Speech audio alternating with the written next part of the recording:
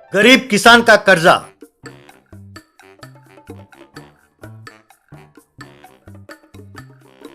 थानेपुर नाम के गांव में रंगनाथ और गौरी नाम के गरीब पति पत्नी रहते थे। उनके पास जो 2 एकड़ जमीन था उसमें खूब मेहनत करके वो फसल उगाते थे।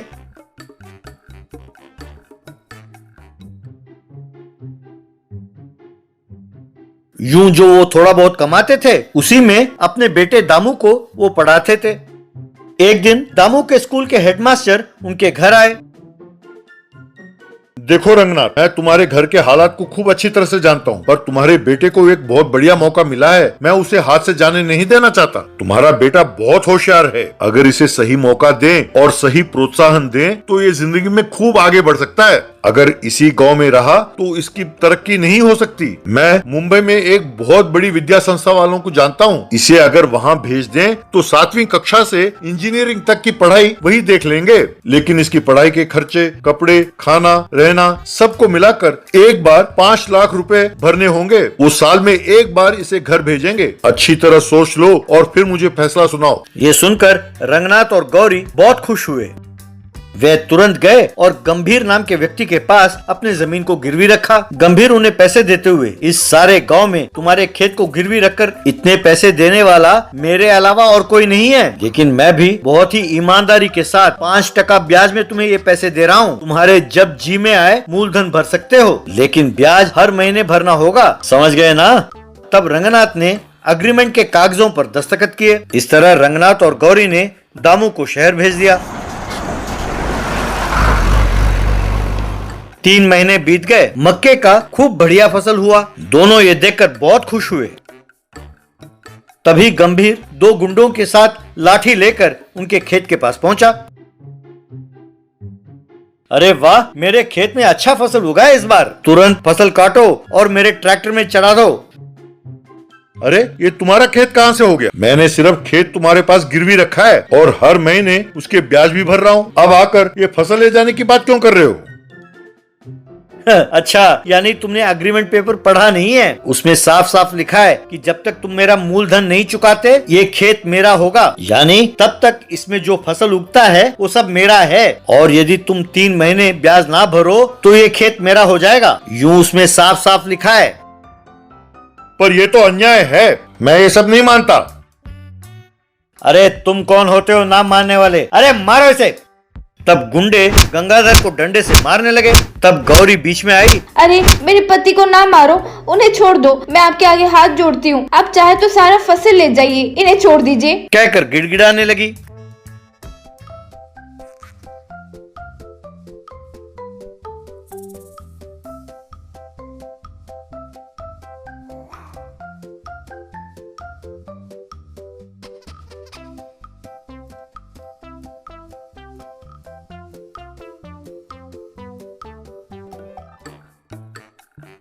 इस तरह गंभीर ने उस सारे मक्के के फसल को अपने ट्रैक्टर में भरकर ले गया।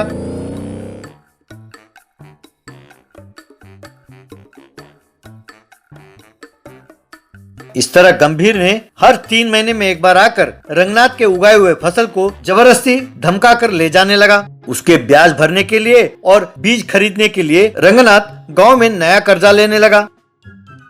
इस तरह 1 साल बीत गया। एक दिन छुट्टियों में दामू घर आया।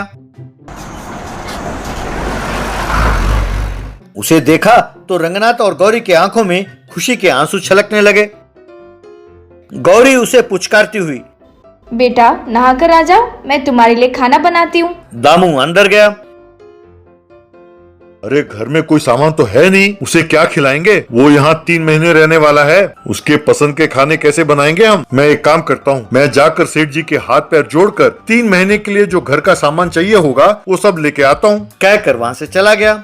ये सब दामू ने चोरी छिपे सुन लिया। तब दामू तुरंत रंगनाथ के दोस्त के पास गया और घर के हालात के बारे में पूछा। तब उन्होंने उसे सब कुछ बताया। ये सुनकर दामू बहुत दुखी हुआ। उसके बाद दामू अपने माता पिता से, माँ, बापू, आप दोनों ने मेरे भलाई के लिए जो आप दोनों ने कर्जा लिया है उसकी वजह से कितनी तकलीफें उठा रहे, ये सब मुझे पता चल गया है। मैंने सुना है कि वो कमीना हमें ही नहीं सब गांव वालों को यूं ही परेशान कर रहा है। मैं जानता हूँ कि उसे सबक कैसे सिखाना है। आप सिर्फ वैसा ही कीजिए जैसा मैं कहता हूँ। कहकर बीजों के कुछ बोरियां उन्हें देकर उनके कान में कुछ कहा। उन दोनों ने उन बीजों को अपने खेत में बोया। 3 महीने बाद गंभीर फसल के लिए उनके खेत के पास पहुंचा। उस खेत में कुछ पौधे लगे थे। उसे देखकर गंभीर, ये कैसे पौधे हैं, पहले तो कभी नहीं देखा, ऐसा सोचा। तभी एक बेंज कार वहां पे पहुंचा। उसमें से एक व्यक्ति सूट बूट पहनकर उतरा। वो रंगनाथ और गौरी के पास गया। गंभीर ये सब हैरान होकर देख रहा था। रंगनाथ जी, आप वाकई बहुत महान हैं। आपने ऐसे औषधि को अपने खेत में उगाया है जो केवल हिमालय में उगता है। ये जानकर मैं बहुत दूर से आया हूँ आपके पास। ये सारा फसल आप मुझे दे दीजिए, मैं आपको 15 लाख रुपए दूंगा।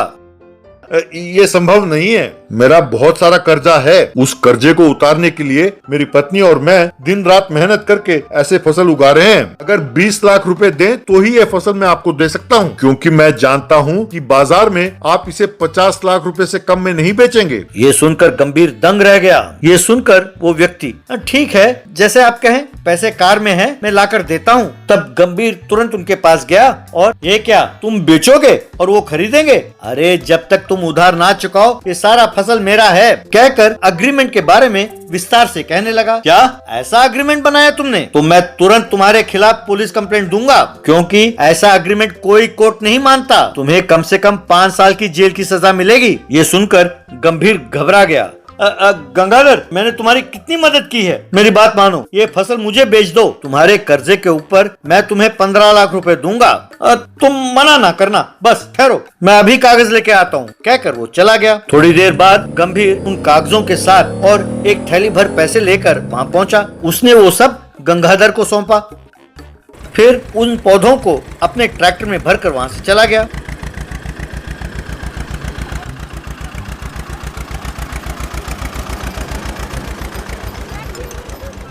गंभीर बाजार में गया और एक बड़े व्यापारी को उन पौधों के बारे में बताया और कहने लगा, 60 लाख से कम में नहीं बेचूंगा। उस व्यापारी ने ट्रैक्टर से एक पौधा निकाला और उसे सूंघा। बस उसके नाक में खुजली होने लगी।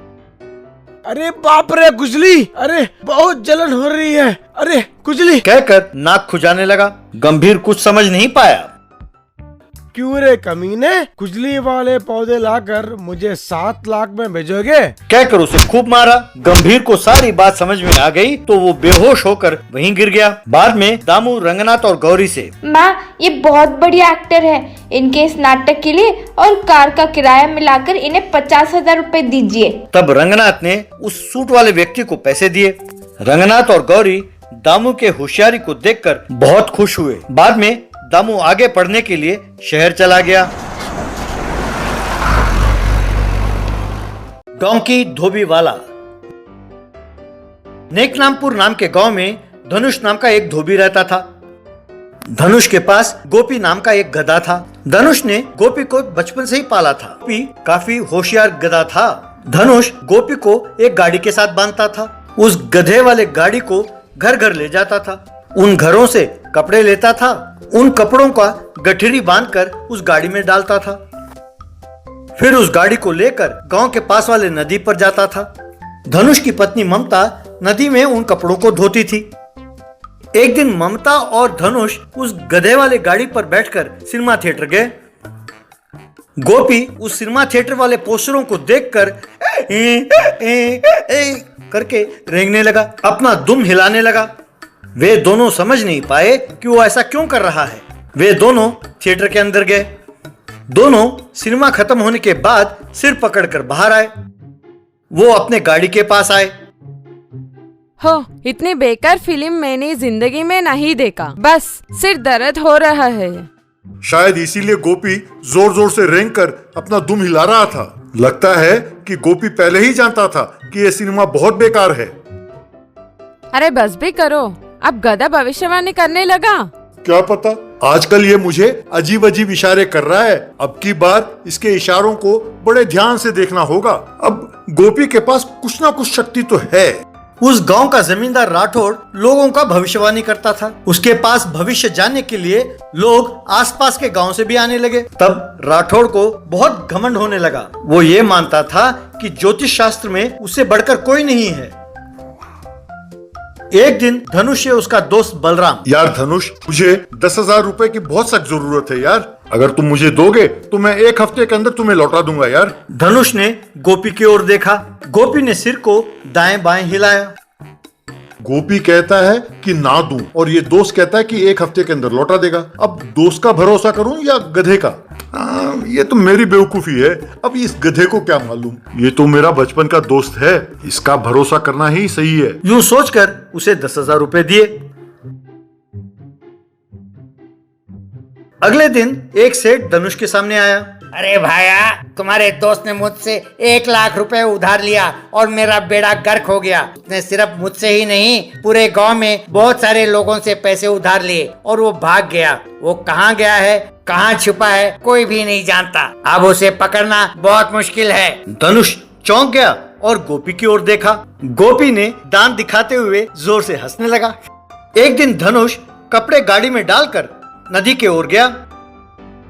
ममता गठरी उठा रही थी कि गोपी जोर जोर से रेंगने लगा। उसकी पूंछ आकाश की ओर उठा और सीधा खड़ा रहा। रुको रुको, आज कपड़े ना धोना, मैं इसका इशारा समझता हूँ। गोपी कहता है कि आज बारिश होगी। क्या बात कर रहे हो जी, इतने तेज धूप है और अब कहते हो कि बारिश होगी। रेडियो में भी घोषणा कर रहे थे कि और 1 हफ्ते के लिए बारिश की कोई गुंजाइश नहीं है। नहीं नहीं, मेरी बात मानो, मैं गोपी पर पूरा विश्वास करता हूँ। आज तुम कपड़े ना धो। थोड़ी देर बाद धनुष उस गाड़ी पर राठौड़ के घर के सामने से गुजर रहा था। फसल की कटाई हुई तो राठौड़ के घर के सामने अनाज का ढेर बिखरा पड़ा था। ये देखकर धनुष राठौड़ के पास गया।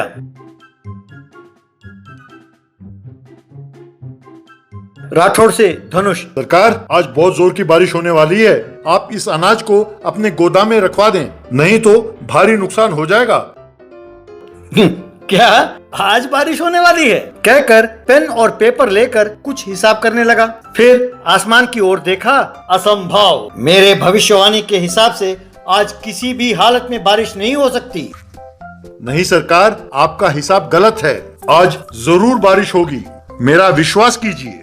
ए मूर्ख, मेरे भविष्यवाणी को तुम गलत कहते हो। तुम में हिम्मत हो तो मुझसे शर्त लगाओ। अगर तुम हार गए तो सारे गांव के सामने मेरे पाँव में गिरकर मुझसे माफी मांगना होगा, और यदि मैं हार गया तो तुम्हें 10 एकड़ जमीन लिख के दे दूंगा। बोलो मंजूर है? अगर 10 एकड़ जमीन मुफ्त में मिल रहा हो तो कोई क्यों मना करेगा। चलिए, जैसी आपकी मर्जी। थोड़ी देर में अचानक ढेर सारा बादल उमड़ने लगे, बिजली कड़कने लगी, बादल गरजने लगे और तेज बारिश होने लगी। राठौड़ परेशान हो गया। उस बारिश में उसका सारा अनाज खराब हो गया। 2 घंटे बाद बारिश थमी। राठौड़ धनुष से, अरे तू इतना यकीन के साथ कैसे कह पाया कि बारिश होगी? मुझे मेरे गधे पर विश्वास है सरकार। मेरा गधा कोई भविष्यवाणी करता है तो कभी गलत नहीं होता। उसका भविष्यवाणी इतना पावरफुल है। सारे नौकर जोर जोर से हंसने लगे। राठौड़ ने शर्म के मारे सिर झुका लिया। धनुष को जमीन के कागजात सौंप दिया। गधे ने राठौड़ को हराया कहकर गांव भर में प्रचार हुआ। राठौड़ शर्म के मारे गांव छोड़कर चला गया। और धनुष खेती करते हुए गुजारा करने लगे और गोपी गांव भर के लोगों को भविष्यवाणी बताते हुए आराम से पैसे कमाते हुए जीने लगा।